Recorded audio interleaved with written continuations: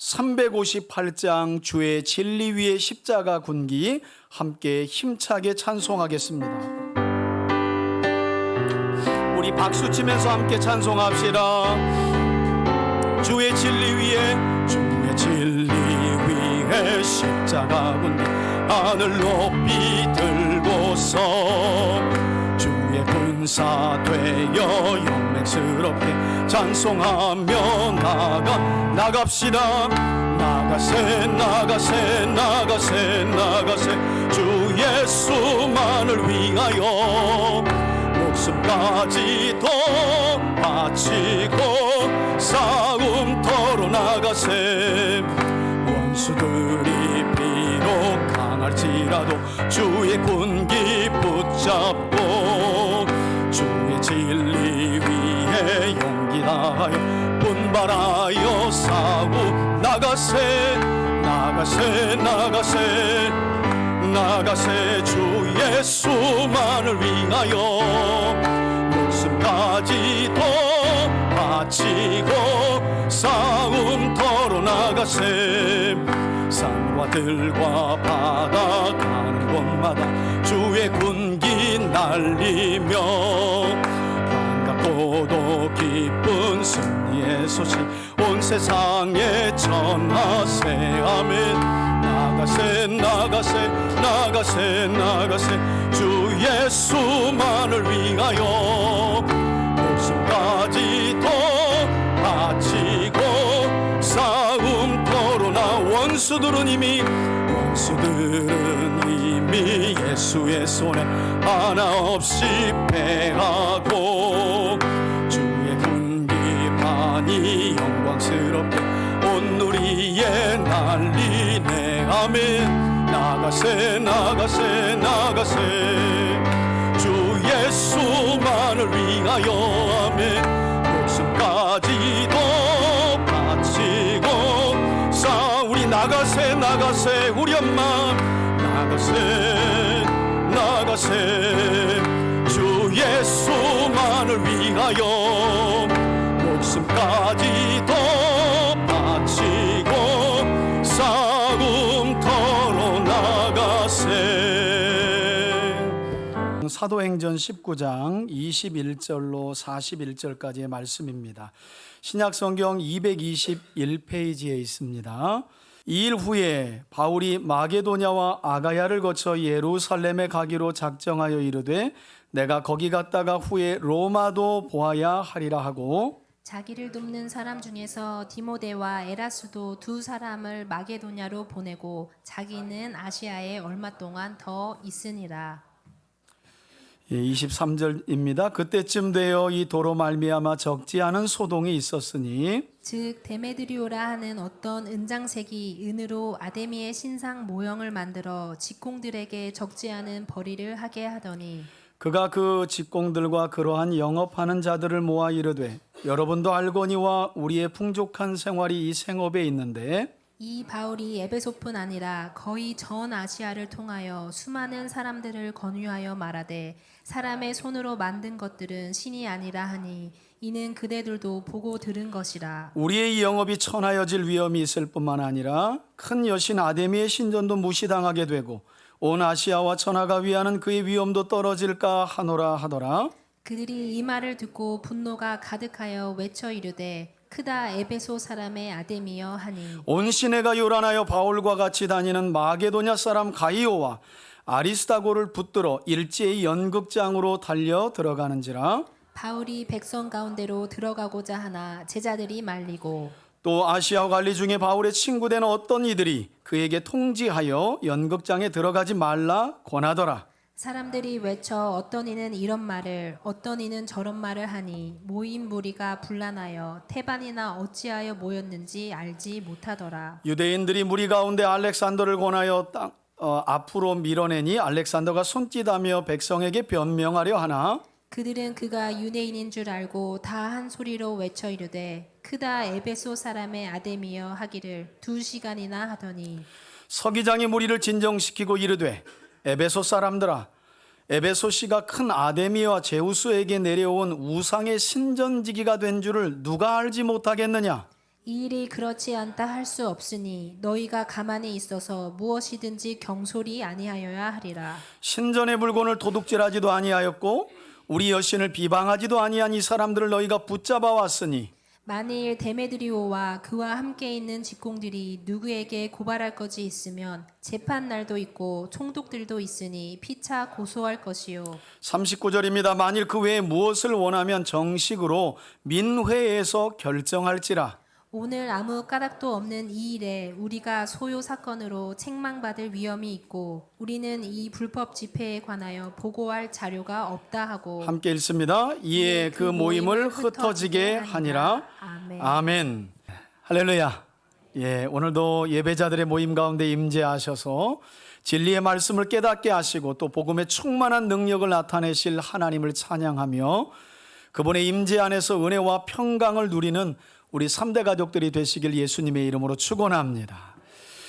여러분, 지난 주일 우리는 사도 바울이 제3차 선교 여정을 진행하는 중 에베소에 머물며 그곳에서 세례 요한의 가르침을 따라 회개의 세례만 알고 있던 어떤 제자들에게 예수 그리스도를 통한 성령 세례에 대해 가르쳐주며 그들로 하여금 성령을 받게 하였던 사건을 함께 살펴보았습니다. 뿐만 아니라 하나님은 사도 바울이 사용하던 앞치마와 수건만으로도 질병에 걸린 사람들의 병을 고치시고 또 귀신에게 고통당하는 사람들로부터 귀신을 쫓아내는 놀라운 능력을 에베소에서 드러내셨는데 그 일로 인해서 우리 19장 20절에서 살펴봤던 말씀 그대로 주의 말씀이 힘이 있어 흥왕하여 에베소 지역 안에서 큰 세력을 얻었다. 이렇게 성경은 말씀합니다. 그야말로 도시 전체의 영적인 흐름이 완전히 뒤바뀌어진 것입니다. 이와 같이 에베소 지역에서의 선교 활동이 어느 정도 안정이 돼가자 바울은 어떤 계획을 오늘 본문 서두에서 작정했다고 말씀합니까? 21절부터 우리 함께 한번 살펴봅시다. 이 일이 있은 후에, 여러분 이 일인 20절의 말씀입니다. 주의 말씀이 힘이 있어 흥왕하여 에베소 지역에서 그야말로 에베소에 있는 가정교회와 성도들에게 엄청난 부흥의 역사가 일어난 후에 바울이 제2차 선교여정 당시 성령께서 보이신 환상을 따라 유럽으로 건너갔죠. 그리고 개척한 빌립보 교회와 데살로니가 교회 그리고 베레와 교회가 있는 어디요? 마게도냐 지역과 아테네와 고린도 교회를 세웠던 아가야를 거쳐 다시 어디로 가기로 작정했대요? 예루살렘으로 돌아오는 거죠. 예루살렘 교회의 선교를 보고하기로 작정하면서 어떤 말을 했다고 말씀합니까? 내가 거기 갔다가 제3차 선교여정을 마친 후에는 어디까지, 예루살렘에서 어디까지 가야 되겠다고요? 로마까지 내가 가보아야 되겠다. 이렇게 작정을 했다는 거예요. 성경에는 이것이 성령의 감동으로 인한 작정이란 말은 하지 않지만 대부분의 주석가들은 그동안 바울의 선교 여정을 볼 때 이것은 바울이 자기 개인의 어떤 감동이나 임의로 결정한 내용과 작정한 내용이 아니라 철저히 누구의 인도하심을요? 성령의 인도하심을 따라 순종한 것이라고 봅니다. 여러분, 이 작은 메시지 같지만 이제 적지 않은 경우 제가 사역을 하면서 경험하게 되는 현장이 어떤 현장이냐면 성령이 충만하고 성령에 감동된 사람들의 행동을 보면 언제나 그냥 뜻밖의 어떤 일을 하는 것만을 우리가 성령의 감동과 성령의 인도하심으로 치부할 때가 있어요. 그러니까 그때 어떤 갑작스럽게, 물론 성령이 감동하여 순종하면 그런 일이 있죠. 그런데 여러분 오늘 본문을 보세요. 사도 바울은 1차, 2차, 지금 3차 선교 여정에 이르기까지 철저하게 성령의 감동과 인도하심을 따랐지만 뭐 하고 있어요?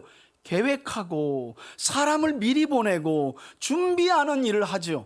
여러분 기도하면서 하나님께서 어떤 일을 했으면 좋겠다라고 감동 주실 때 그냥 믿습니다 하고 갈 게 아니라 그 기도의 감동을 따라서 하나님의 그 뜻을 어떻게 이루어갈까 그 과정도 묻고 방법도 물어서 그 과정도 결과도 하나님의 뜻이 온전히 드러나는 여러분들의 삶이 되시길 주의 이름으로 축원합니다. 사도 바울의 선교 여정을 보면 우리가 얻을 수 있는 교훈이 그래요. 그러니까 여러분, 성령의 감동을 따라 살아간다, 성령 충만하게 살아간다는 건 그때마다 이랬다 저랬다 하는 것이 아니라 성령의 감동을 따라 치밀하게 철저하게 계획도 하고 준비도 하고, 그리고 사람들과의 교제를 통해 그 뜻을 이루어간다는 거죠. 이렇게 마게도냐에, 내가 마게도냐로 해서 아가야 지방을 거쳐서 예루살렘으로 갔다가 결국엔 로마까지 가서 내가 로마 제국의 심장부인 그 로마까지 가서 복음을 전해야 되겠다고 작정한 바울은 먼저 사람을 보내죠. 22절 보시면 자기를 돕는 사람 중에 믿음으로 낳은 아들이라 부르는 누구요? 디모데와 고린도 지역에서 재무관 일을 했던 에라스도라고 불리는 두 사람을 마게도냐로 보내고 바울 자신은 어떻게 해요? 아시아에 얼마 동안 더 있었다는 거예요.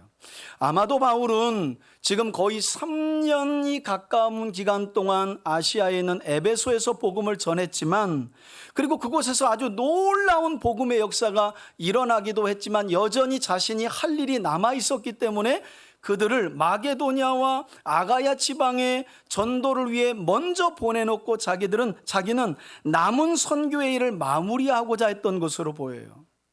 하지만 안타깝게도 이렇게 바울이 에베소 지역의 선교 활동을 마무리 짓고자 그곳에 머물렀을 때 바울은 뜻하지 않게 큰 소동에 휘말리게 되었다고 오늘 본문은 말씀합니다. 여러분, 그 내용이 23절부터 시작되죠. 그때쯤 이 복음 곧 예수님을 믿는 도로 말미암아 에베소 도시에서 뭐가 일어났대요? 적지 않은 소동. 여러분, 소동, 소요라고 나와 있지만 전체적인 내용을 보면 폭동 가까운 수준이 이 도시에서 벌어졌습니다. 이것이 바로 사도 바울의 3차 선교 여정 에베소에 머무는 거의 마지막 때쯤에 일어난 일이었어요. 그리고 이 폭동의 주동자 이름도 나오죠. 24절 보시면, 즉 데메드리오라고 하는 어떤 누가요? 은장색이라는 건 은으로 신의 모형을 작게 만들어 가지고 사람들에게 팔아먹는 사람을 말해요. 이 은장색이 은으로 풍요와 다산의 신으로 알려진 어떤 신의 모형이요? 아데미, 그러니까 아르테미스라고 불리는, 우리 성경은 아데미라고 말하죠. 본래 에베소에서 섬기는 아데미는 전쟁의 여신입니다. 그러나 그보다는 토속신앙에 자리 잡고 있는 에베소 사람들 저 저변까지 깔려있는 아데미는 풍요와 다산의 신이에요. 그래서 조금 이따 제가 그림을 보여드리겠지만 그냥 여자 모양인데 온 몸에 그냥 가슴이 다 달려 있어요. 풍요와 다산의 신이기 때문에. 그런 아데미 신상을 만들어 직공들에게 적지 않은 돈벌이를 하게 하더니 누가요? 데메드리오라고 하는 자가. 그냥 오늘날로 말하면 우상 장수들의, 우상을 파는 사람들의 상인협회 한 협회장쯤, 조합장 정도 되는 사람인 거죠. 그가 25절에 직공들과 그러한 영업하는 자들을 다 불러 모은 거예요. 왜? 바울이 전하는 복음 때문에 이 도시 전체의 영적인 기류가 완전히 바뀌어졌기 때문에. 그러면서 뭐라고 말합니까? 여러분도 알거니와 우리의 풍족한 생활이, 그동안 우리가 뭘로 먹고 살고 돈 벌었냐? 전적으로 아데미 신상의 모형을 파는 이 생업 때문에 우리가 지금까지 풍요롭게 경제활동을 하면서 먹고 살지 않았냐? 여러분, 당시 에베소에 지어진 이 아데미 여신을 모시는 신전은요, 사도 바울이 제2차 선교 여정 중에 들렸던 아가야 지방의 이 아테네에 있는 파르테논 신전보다 4배 컸고요. 지금으로 말하면 우리 축구장 경기장보다 이 아데미 여신의 신전은 훨씬 더 컸습니다. 그래서 지금까지도 아데미 여신을 섬겼던 신전은 제7대 불가사의 안에 들어가요. 자, 그림을 한번 앞에 보시겠어요? 지금 여러분들이 에베소, 지금의 터키에 있는 에베소에 가시면 아데미 여신을 섬겼던 신전이 나오는데 어디가 신전입니까? 지금은 파괴되고 뭐만 남았어요? 기둥만 남았어요. 그래서 이 기둥을 근거로 2000년 당시에는 아데미 여신을 섬겼던 신전이 어땠을까 하고 만들어 놓은 그림이 있어요. 넘겨보세요. 이 모양이에요. 이거 뭐 이렇게 기둥만 가득하고 뭐야? 그럴지 모르겠지만 여러분, 이 크기가 축구 경기장보다 훨씬 더 컸습니다. 이 안에 이 천장에 가까울 만큼 어떤 아데미 여신이 세워졌냐면, 한 번 더 그림을 넘겨보시겠어요? 예, 요거는 지금 데메드리오를 비롯한 이 은장색들이 모형으로 만들어서 팔았던 그런 모형이고요. 이거보다 훨씬 더 큰 아데미 여신을 섬겼던 신전에 이 지붕에 닿을 만큼 큰 여신이 조금 전 그 신전 안에 들어가 있는 거죠. 자, 그래서 지금 데메드리오를 비롯한 에베소에서 이 아데미 여신의 신상의 모형과 신전의 모형을 팔아먹은 것으로 풍족하게 살았던 이 은장색들이 더 이상 이 경제적인 이 손해가 너무너무 많이 나니까 신상이 팔리고 신전의 모형이 팔려야 먹고 사는데, 바울이 전하는 복음 때문에 모든 사람들이 예수를 믿게 되니까 완전히 그냥 먹고 사는 문제가 큰일 나게 생긴 거예요. 그래서 지금 데메드리오를 비롯한 여러 은장색들과 직공들이 모이기 시작한 거죠. 그리고 데메드리오는 그들을 향해 선동하기 시작한 겁니다. 문제는 이들이 이렇게 말씀드린 것처럼 자신들의 손으로 만들어 판매하던 아데미 여신과 신전에 대해 바울이 한 이 말 때문에 우리가 이제 더 이상 여신의 모형과 신전의 모형을 팔아먹기 어렵게 됐다라고 말하면서 데메드리오가 26절에 뭐라고 했는지 보세요. 바울이 에베소에서 전도하면서 에베소뿐만 아니라 거의 전 아시아를 통하여 수많은 사람들을 권유하고 설득하여 말하되, 사람의 하는, 함께 읽어봅니다. 시작. 사람의 손으로 만든 것은 뭐가 아니라고요? 한번 따라합시다. 사람의 손으로 만든 것은 신이 아니라. 여러분, 사람의 손으로 만든 것은 신이 아니라 유일하신 하나님과 그분이 보내신 구세주 예수 그리스도를 믿어야 합니다라고 복음을 전했던 바울의 이 복음 전도 때문에 더 이상 아데미 여신의 모형과 그리고 신전의 모형이 팔리지 않게 된 거죠. 그것 때문에 지금 데메드리오가 그 조합원들을 모아가지고 지금 도시를 북적북적거리며 소요를 일으키고 있는 중이었다는 거예요. 여러분, 사실 사도 바울이 에베소뿐만 아니라 가는 곳마다 항상 전파했던 이 말씀, 사람의 손으로 만든 것은 신이 아니라 했던 이 말씀은 구약 성경 내내 하나님께서 이스라엘 백성들에게 하셨던 말씀이었어요. 자, 몇 군데만 대표적으로 찾아보고 읽어보려고 하는데요. 먼저는 선지자들의 대표라고 말할 수 있는, 선지서의 대표라고 말할 수 있는 이사야서 44장 9절에서 11절 말씀 앞에 보고 함께 한번 읽겠습니다. 함께 읽습니다. 시작. 우상을 만드는 자는 다 허망하도다. 그들이 원하는 것들은 무익한 것이거늘 그들의 증인들은 보지도 못하며 알지도 못하니 그러므로 수치를 당하리라. 신상을 만들며 무익한 우상을 부어 만든 자가 누구냐? 보라, 그와 같은 무리들이 다 수치를 당할 것이라. 그 대장장이들은 사람일 뿐이라. 그들이 다 모여 서서 두려워하며 함께 수치를 당할 것이라. 아멘. 이것이 주전 750년경 유다 땅에 와서 우상과 우상을 만들어 섬기는 것이 얼마나 어리석은 일인지에 대해서 이사야 선지자가 유다 백성들에게 선포한 말씀입니다. 선지서뿐만이 아니죠. 시가서를 대표하는 시편에도 이러한 우상 숭배에 대한 경고와 어리석음에 대한 말씀이 나오는데, 시편 115편 4절에서 8절 우리 함께 한번 읽어봅니다. 시작.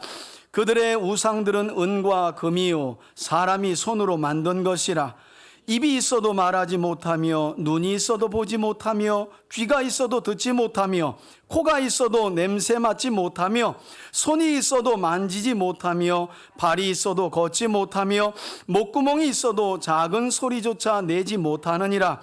우상들을 만드는 자들과 그것을 의지하는 자들이 다 그와 같으리로다. 아멘. 여러분, 이것이 선지서와 지혜서인 시가서에 기록된 우상을 만드는 일과 사람의 손으로 만들어 섬긴 그 우상을 숭배하는 일이 얼마나 어리석은지에 대한 하나님의 말씀이에요.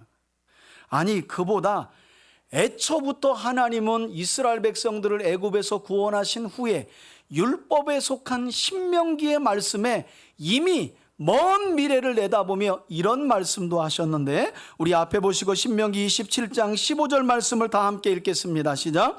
장색의 손으로, 여러분 오늘 사도행전에서 은장색 나왔죠? 그 장색이 은장색입니다. 은으로 만들면 은장색, 신의 모형을 금으로 만들면 뭐예요? 금장색인 거예요. 함께 다시 한번 읽어봅시다. 시작.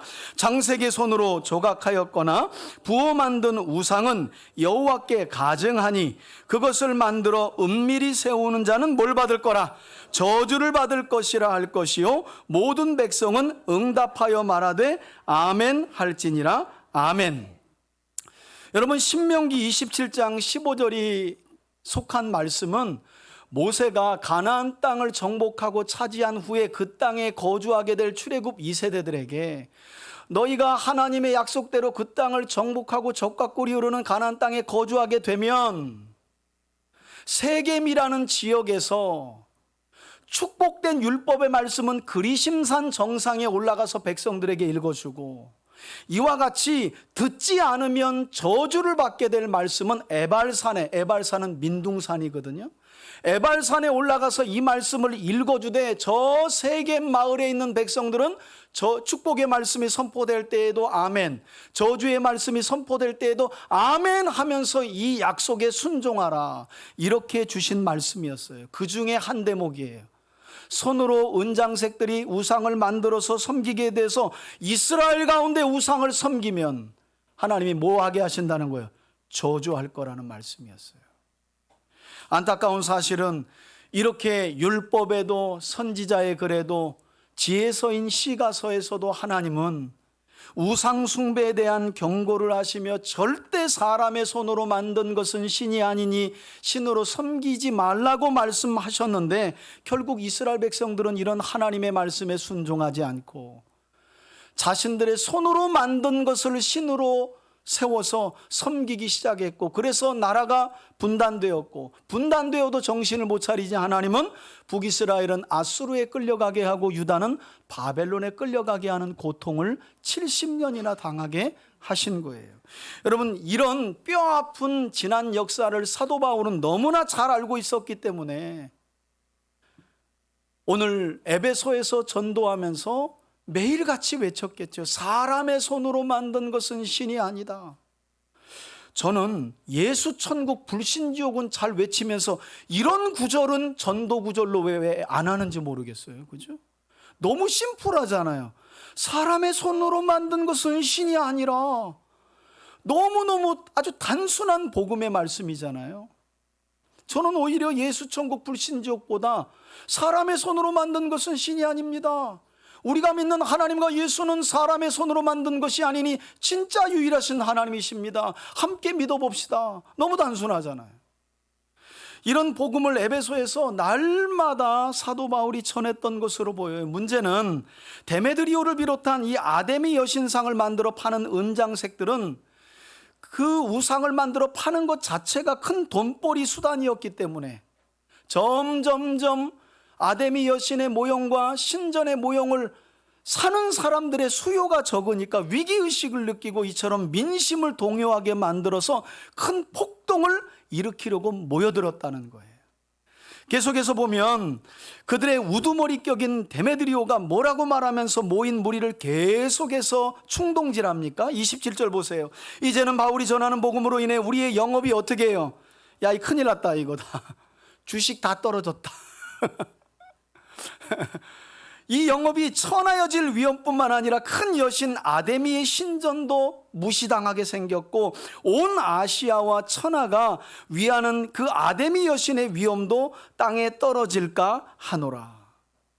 여러분, 신상의 매출이 급격하게 떨어지고 또 아데미 여신의 위엄이 이처럼 땅에 떨어질 지경으로 위기의식을 느낀 것을 보면 진짜 사도행전 19장 20절의 말씀이 과장된 표현으로 보이지가 않는다는 거예요. 에베소 지역에서 바울이 전했던 복음으로 주의 말씀이 힘이 있어 흥왕하여 어떻게 해요? 세력을 얻으니라. 할렐루야. 이게 과장된 표현이 아니었다는 거예요. 이들의 이 폭동의 조짐으로 보니까. 또 한 가지 데메드리오가 선동하는 내용을 보면 겉으로는 아데미 여신의 신전의 위엄이니 여신의 위엄이 땅에 떨어졌느니 이러다가는 모든 만민들이 아데미 여신과 신전을 우습게 볼 거라고 말하지만 여러분 본질은 뭐부터 나와요? 경제적인 손실부터 이야기하죠. 여러분 가만히 보면요, 하나님을 거절하는 사람들의 여러 가지 유형이 있지만 그 유형의 상당수 많은 퍼센테이지는 바로 돈과 관련돼 있어요. 실제로 그렇습니다. 왠지 그들의 입장에서는 하나님을 믿고 따르면 이것도 손해봐야 되지, 이것도 하고 싶은데 못하지, 자기 욕심을 따라 뭘 못할 것 같은 거예요. 그런데 우리가 증명하고 있잖아요. 그죠? 이 자리에는 우리가 그렇지 않다는 것을. 이런 경제적 손실 때문에 지금 사람들을 모아다가 선동하고 있는 거예요. 결과적으로는 여러분 구슬하고 점을 보는 무당들 보십시오. 신이 어쩌니 저쩌니 하는 것 같아도 결국에는 뭐예요? 돈이죠, 돈. 여러분 굿이 언제 멈춥니까? 그 집구석이 망해야 굿이 멈춥니다. 더 이상 귀신 앞에 차려놓을 상이 없으면, 돼지머리와 없으면 여러분 무당은 절대 무료로 굿하지 않아요. 돈이 있는 동안에는 계속해서 귀신이 그 가정 속에서 역사합니다. 언제까지? 쫄딱 망해서 더 이상은 점볼 돈도 굿할 돈도 없으면 더 이상 귀신은 떠나가요. 그래서 여러분 이 점치고 굿하는 무당들 치고 어디 이렇게 보세요. 정말 버젓하게 사람답게 사는 사람들이 있나? 없어요. 그냥 보기에도 좀 그래요. 자, 그리고 이어지는 말씀을 보면 이런 데메드리오의 선전선동에 더욱 극에 달하면서 그곳에 모인 무리가 격분하기 시작했다고 말씀해요. 28절 그들이 이 말을 듣고 분노가 가득하여 외쳐 이르되, 뭐라고 외치기 시작해요? 크다 에베소 사람의 아데미여. 쉽게 말하면 위대한 우리 에베소의 아데미 여신이여 하면서 데메드리오의 선동에 그냥 사람들이 격분해가지고 마치 2002년도에 우리가 월드컵 할 때 대한민국 짜작짜작 하듯이 이 에베소 지역에서 데메드리오의 선동에 사람들이 격분해가지고요, 위대하신 우리의 여신 아데미요 하면서 사람들이 모이기 시작해. 29절에 보니까 온 시내가 요란하게 되었죠. 그러다가 결국에는 바울은 못 잡고 바울의 일행을 그들이 강제로 붙잡습니다. 그들이 누구인지 29절에 바울과 같이 다니는 마게도냐 사람 가이오와 아리스토고를 강제로 붙들어 그들을 끌고 어디로 달려갔대요? 연극장으로 달려갔다. 여러분 가끔 다큐멘터리 보시면 이 터키나 그리스 지역에서 원형극장 있잖아요. 이렇게 야외에 큰 원형으로 돼 있고 돌계단으로 돼 있어가지고 이렇게 야외에, 여러분 이 에베소에 있는 원형극장은요 대략 한 번에 25,000명 정도 들어가요. 그러니까 오늘 본문은 데메드리오가 그냥 은장생 몇 사람들 모아다가 위대한 여신 아데미오 이렇게 외친 게 아니에요. 여러분 지금 몇 명이 모였어요? 25,000 좋게 되는 사람들이 모여들기 시작하는 거예요. 여러분 제가 이전에 두날개 교육할 때 풍성한 교회 부산에 백스코 갔는데 거기 15,000명 모였대요. 그런데 찬양하는데 뛰는데 땅이 무너지는 줄 알았어요. 정말 여러분 15,000명이 뛰는 거 경험해 보셨어요? 찬양하면서? 여러분 땅이 쿵쿵해요. 15,000명만 뛰어도. 그래서 제가 와, 천국 가서 찬양하면 15,000명이 아닌데 야, 이거 볼만하겠다. 제가 그때 되게 그게 인상적이었거든요. 근데 그 정도가 아니라 25,000명이 이 야외의 원형극장 안에 달려들어간 거예요. 그런데 누가 잡혔어요? 바울의 동료였던 가이오와 아리스타고가. 그리고 그 소식을 바울이 들었어요. 자신을 대신하여 동료들이 끌려간 것을. 그래서 30절 보시면 이 소식을 듣게 된 바울이 백성들 가운데로, 그러니까 연극장으로 달려가려 한 거예요. 그런데 누가 말렸대요? 제자들이 만류한 거예요. 뿐만 아니라 31절에 또 바울을 통해 아무래도 복음을 받아들인 에베소의 이 권력자들, 지도자들이 있어 보이는데 이 아시아의 관리 중에 바울의 친구된 어떤 이가 바울에게 몰래 소식을 보내가지고 절대 바울로 하여금 연극장으로 가지 못하도록 만류하고 권면했다는 거예요. 선생님, 지금 가면 잘못하면 죽을 수 있습니다. 왜? 지금 2만 5천 명이 격분해가지고 위대하신 우리의 여신 아데미오 아데미오하고 지금 아주 지금 흥분했거든요. 그래서 바울의 동료 두 사람도 끌고 간 판인데 바울이 눈앞에 보면 가만두겠어요? 어떤 일이 일어날지 모르는 상황인 거예요. 그래서 바울을 잘 알고 바울로부터 복음을 듣고 예수님을 알게 된 한 지도자도 몰래 사람을 보내 선생님 가지 못하게 하라. 어떤 분은 또 그러더라고요. 바울이 옛날 같으면 갔다는 거예요. 벌써 3차 선교 여정할 때 늙었다. 바울이 성격 다 죽었다. 죽으면 죽으리다 하고 갔을 텐데 제가 볼 때 그건 아니고 이렇게 만류하는 사람들이 많다 보니까 여러분 황당한 건 그 이후의 말씀인데요. 이렇게 위대한 아데미 여신을 그냥 소리를 버럭버럭 지르면서 외치며 이 에베소의 야외 연극장에 몰려든 사람 중에는 테반이나 무슨 일인지도 모르고 데메드리오의 선동에 속아 모인 사람들이 거의 다였다는 거예요. 이 32절 보세요. 사람들이 외쳐 어떤 이들은 이런 말을 어떤 이들은 저런 말을 하니 그곳에 모인 무리가 테반이나 여기가 뭐 하는 데인지 모르고 모여가지고 사람들이 뭘 외치니까 위대한 여신 아데미오 위대한 여신 아데미오 하니까 그냥 모르고 그 무리에 섞여가지고요. 쉽게 말하면 앞사람 뒤통수만 따라가다 보니까 연극장에 있었다는 거예요. 여러분, 저는 이런 생각이 들더라고요. 우리가 예수를 믿을 때도 처음 우리의 교회를 향한 발걸음은 누군가 나를 도와주거나 본받을 만한 사람의 뒤통수를 보고 교회로 나왔을 수 있어요. 누구든지 그렇죠. 저도 대학생 시절에 아무튼 그때 사귀었던 여자친구의 뒤통수를 보고 교회를 나왔으니까 우리 모두가 다 그래. 그런데 여러분 그 뒤통수를 보고 따라온 신앙이 계속 뒤통수만 보는 신앙이면 그건 문제가 있어요. 지금 이 야외 연극장에 모여가지고 위대한 여신 에베소의 여신 아데미를 외치는 사람들의 영적 상태가 그랬다는 거예요. 그들은 그냥 아데미가 여러분 그냥 에베소의 자랑 이 정도지 아데미가 진짜 신인지 가짜 신인지 그런 경험도 없어요. 사람들의 선동에 속고 무리가 많이 모이니까 함께 모여가지고 소리를 버럭버럭 지르고 있는 거예요. 혹시 우리의 신앙생활이 그렇지는 않은지, 주의 말씀을 통해 내가 하나님을 인격적으로 만나고 그분과 매일의 삶 속에 인격적으로 교제하고 그분의 말씀을 따라가는 삶이 없이 여전히 나를 인도한 누군가의 뒤통수만 보고 가고 있다면 오늘 이 시간 기도하셔야 돼요. 하나님, 여기까지 저를 인도하신 것 너무너무 감사합니다. 이제는 말씀과 성령을 통해 하나님을 인격적으로 만나는 신앙으로 바뀌어지게 하여 주옵소서. 그렇게 기도할 수 있는 저와 여러분들이 되길 주의 이름으로 축원합니다. 그렇지 않으면요, 뒤통수만 따라가면 어떤 상황이 벌어지냐면 그 뒤통수가 딴 데로 가면 그리로 갔다가 그 뒤통수가 이 교회로 가면 이 교회로 갔다가 그 뒤통수가 또 절로 가면 절로 갔다가 이렇게 되는 거예요.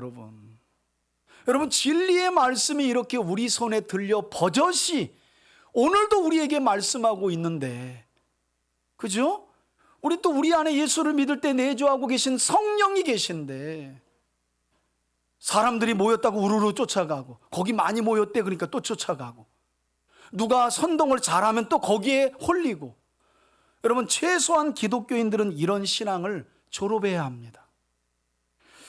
자, 한편 에베소 사람들이 이렇게 그들의 자긍심의 원천이 되었던 아데미 여신을 섬기지 않는 바울을 비롯한 그리스도인들을 이와 같이 대적하자 당시 동일하게 신상을 숭배하지 않았던 유대인들이 이 소요의 불똥이 자기들에게 튈 것을 염려해가지고 33절에 보면 알렉산더라고 하는 사람을 무리 가운데 보내요.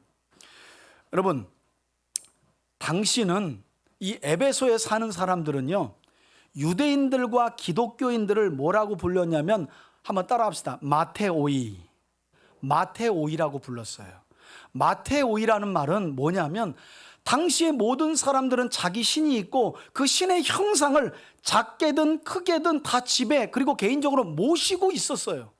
근데 유일하게 유대인과 그리스도인들만 신의 형상을 안 가지고 다녀. 그래서 마테오이라는 말은 신이 없는 자 이렇게 불렸다는 거예요. 저것들은 신이 없어. 왜? 형상을 가지고 다니지 않아요. 여러분, 이건 하나님의 말씀이잖아요. 십계명을 주실 때 하늘에 있는 것이나 땅 위에 있는 것이나 땅 아래 물속에 있는 것 어떤 것으로도 하나님이 뭘 만들지 말라 그래요. 형상을. 유일하게 하나님의 형상은 어디에 담겨져 있습니까? 우리 안에. 창세기 1장 27절에 우리가 우리의 형상대로 사람을 만들되, 많은 피조물들 가운데 유일하게 하나님의 이미지가 담겨진 건 저와 여러분들인 줄 믿습니다. 그래서 우리는 따로 형상을 만들 필요가 없어요. 어떤 점에서 에베소 사람들이 유대인들과 기독교인들을 가리켜 마테오이라고 부르는 것은 차별의 의미가 있지만 우린 그런 차별을 당해야 한다는 거예요. 세상 사람들이 볼 때 도대체 저것들은 뭘 가지고 사는 거야? 왜? 보이질 않으니까. 그래서 에베소 지역에서 유대인들과 그리스도인들은 마테오이라고 불렸다니까요. 그런데 지금 이 아데미 여신과 신전을 모독하는 죄로 바울과 그리스도인들이 박해를 당하자 유대인들도 긴장하게 된 거예요. 왜?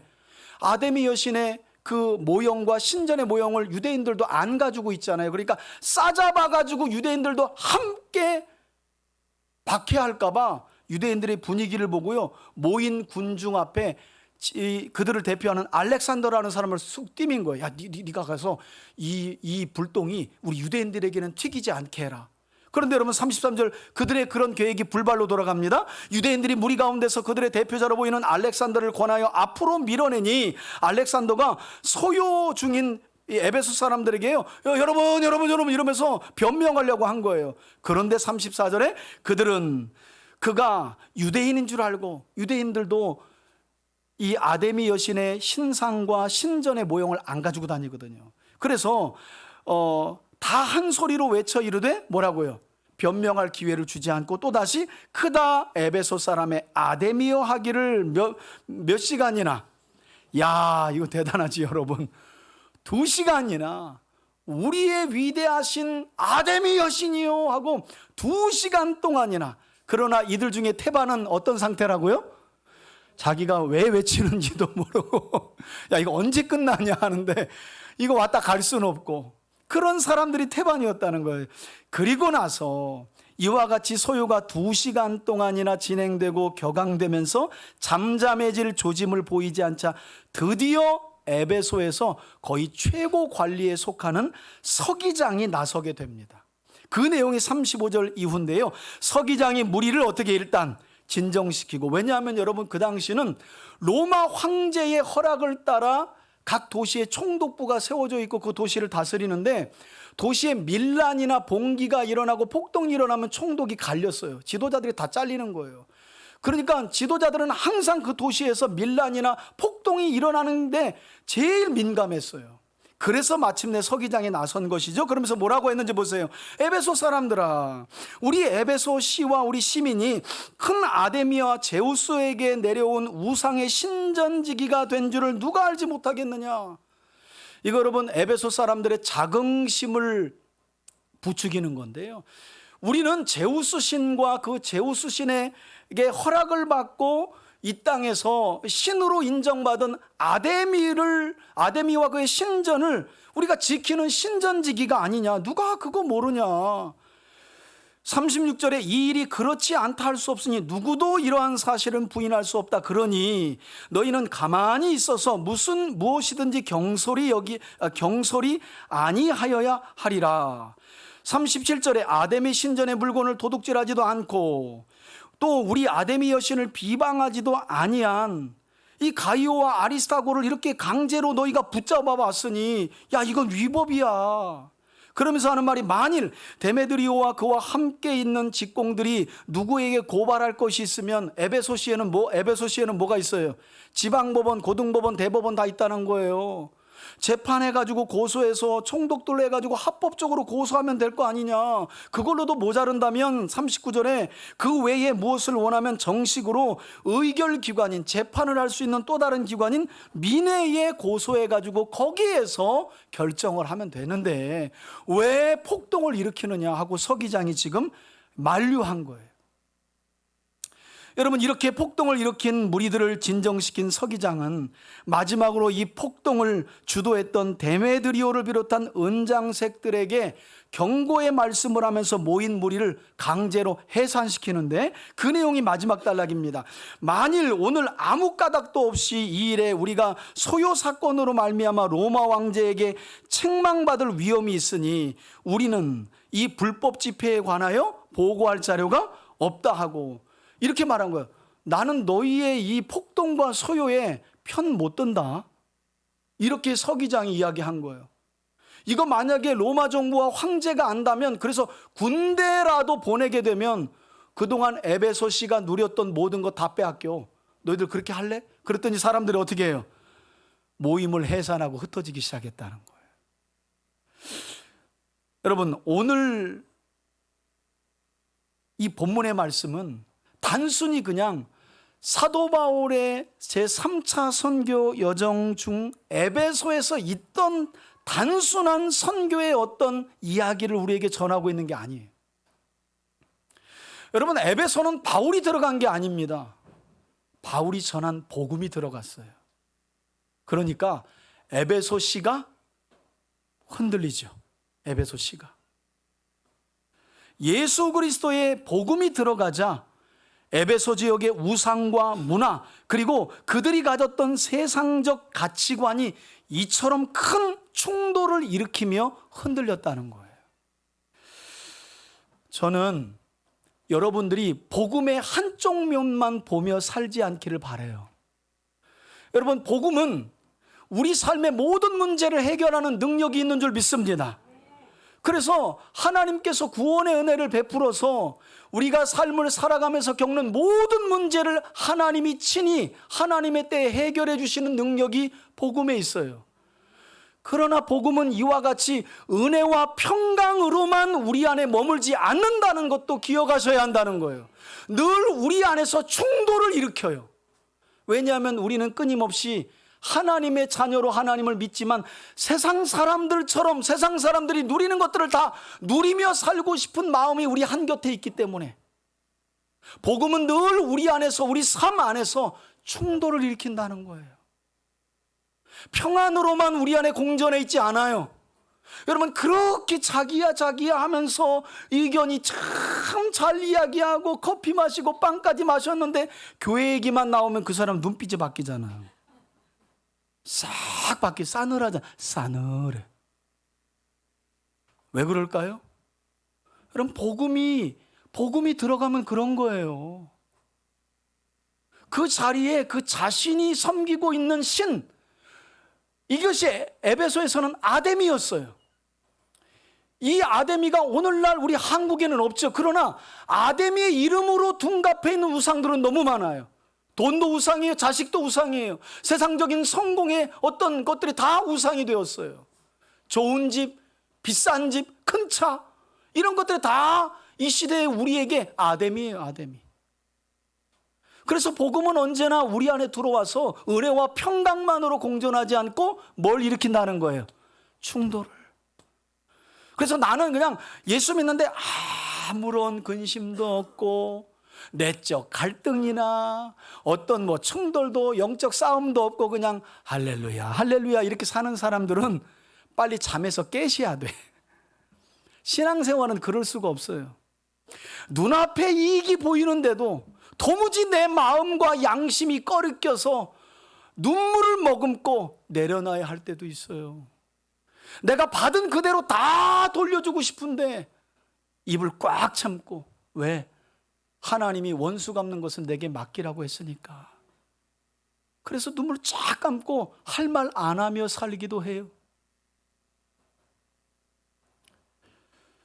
여러분, 이렇게 복음은 우리 안에서 끊임없는 충돌을 일으킨다는 사실을 저와 여러분들이 기억하셨으면 좋겠어요.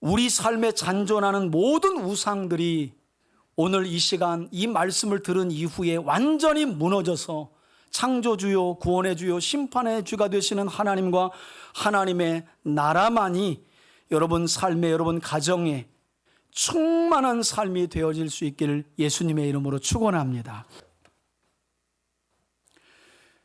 이제는 우리 주 예수 그리스도의 은혜와 하나님 아버지의 사랑과 성령의 교통하심이, 복음은 그 믿는 자의 삶 속에 끊임없이 영적인 충돌과 갈등을 일으킨다는 사실을 기억하며 은혜와 평강만이 아니라 내적 갈등과 영적 씨름과 싸움 속에서 오직 예수 그리스도와 그분의 말씀만을 쫓아 살아가기로 결단하는, 그래서 하나님이 주시는 은혜로만 살기로 소원하며 나아가는 우리 교우들 머리 위에 이제로부터 영원토록 함께 계실지어다. 아멘.